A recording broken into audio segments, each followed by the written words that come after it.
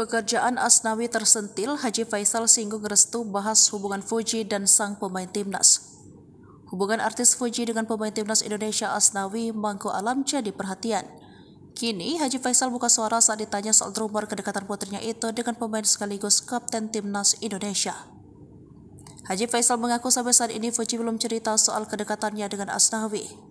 Namun, Haji Faisal tidak keberatan jika putrinya tersebut sedang dalam proses pendekatan dengan pria asal Makassar itu.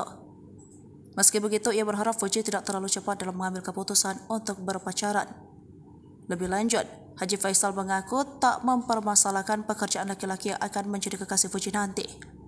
Baginya, yang terpenting adalah kekasih Fuji adalah orang baik. Ia ingin kekasih baru Fuji itu nanti bisa melindungi sang putri. Pernyataan Haji Faisal ini disampaikan saat disinggung apabila Fuji dan Asnawi benar-benar berpacaran.